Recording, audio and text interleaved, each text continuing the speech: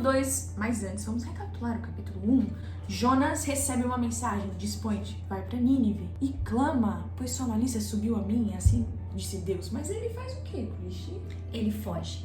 Mas ele não foge para não ir para Nínive. Ele foge da presença de Deus. Repete quantas vezes? Umas 4 vezes. 4 vezes. 3 no começo do capítulo e mais uma lá no verso 10.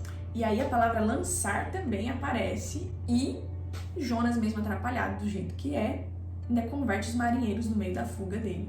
Então aquele profeta atrapalhado que tá tentando fugir de Deus, leva Deus para todos os lugares que ele vai e converte todo mundo. Nossas limitações não limitam o poder de Deus, e isso que é bonito no texto bíblico. É isso aí. E a gente parou num momento muito importante. Jonas havia sido lançado no mar. Cristi, no local... Ah, não, já ia dar spoiler. Ô, Cristi, conta pra gente que momento a gente descobre que Jonas é engolido pelo peixe. Ótima pergunta. O que acontece? A nossa Bíblia, na tradução, ela colocou o peixe engolindo Jonas como se fosse o versículo 17, né? Do capítulo 1. Só que na Bíblia hebraica, ele só tem 16. E eles colocam Jonas sendo engolido pelo peixe no capítulo 2. O que significa que o capítulo 1 acaba num suspense. E o suspense é Jonas é lançado no mar e ninguém sabe o que aconteceu com ele. A gente só sabe que todos os marinheiros se converteram. Eu fui enganada a minha vida toda. Contaram a história das crianças enganando. Não vou nem entrar nessa questão. Enganação das crianças. Vamos corrigir isso. Capítulo 2 agora. Então o capítulo 2 abre. Deus escolheu um grande peixe para engolir Jonas. Jonas pensa que vai morrer, é muito claro pela atitude dele. Ele fala assim, cara, quando ele está disposto a ser jogado no mar, ele já está pensando, vou morrer. Mas o que acontece? Depois de 3 dias lá dentro, ele percebe que não morreu e ele começa a perceber que Deus tem um plano maior para ele.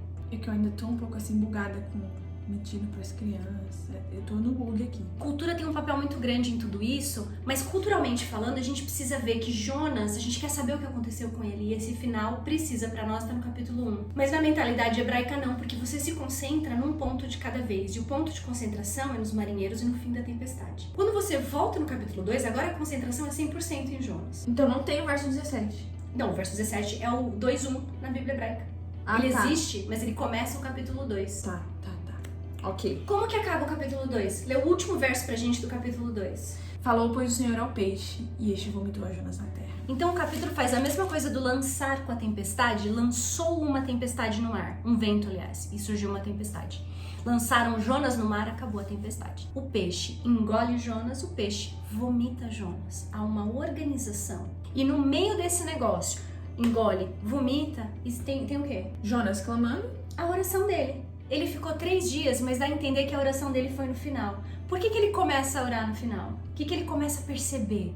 O que move a oração dele? De que ele não adiantava ele fugir. Que não adianta fugir 100%. A gente vai até entrar nisso nos detalhes da oração dele. Mas ele começa a orar a partir do momento que ele começa a perceber que não vai morrer. Que Deus teve misericórdia dele e não condenou. Então assim, cara, Jonas percebe lá no barco. Eles vão ter que me jogar no mar para essa tempestade passar. Então Deus está me punindo porque eu fugi dele. Então me joga no mar, eu vou morrer e eu não vou morrer condenado. Nossa. Depois de 3 dias ele começa a perceber.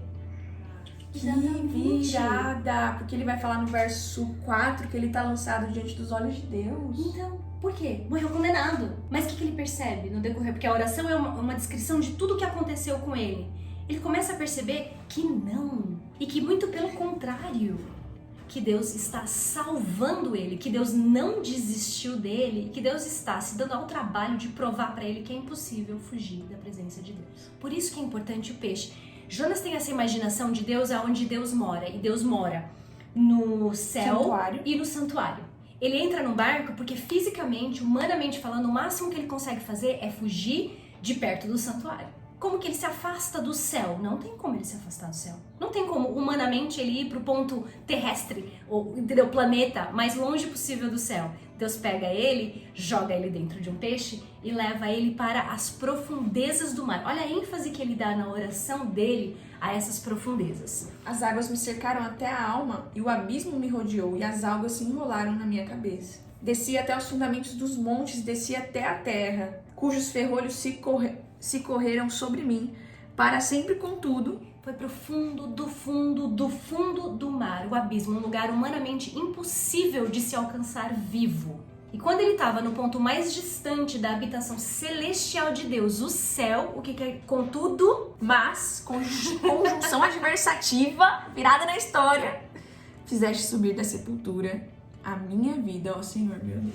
subir. E a partir de agora a oração dele é sobre subir. E ele se dá conta de que ele está subindo. Olha isso. Lembrei do Senhor e subiu a ti a minha oração no teu santo templo. Subiu. Agora o santo templo não é só o templo que fica lá em Jerusalém, mas o templo que Deus habita no céu. E a oração de Jonas alcança, apesar dele estar no fundo, e a gente usa a expressão fundo do poço, ele está muito além do fundo do poço. Ele está no fundo do mar, no abismo.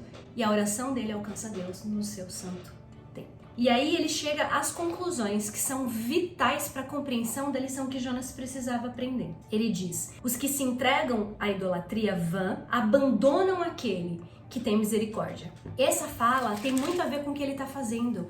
Ele não queria ir para Nínive porque eles eram idólatras e maldosos, digamos assim. Ele não quer converter esse povo que não merece. Mas ele está comparando o idólatra àquele que abandona Deus. E o que Jonas fez? Abandonou a Deus e fugiu da presença de Deus. E o que Deus é no meio de tudo isso? Misericordioso.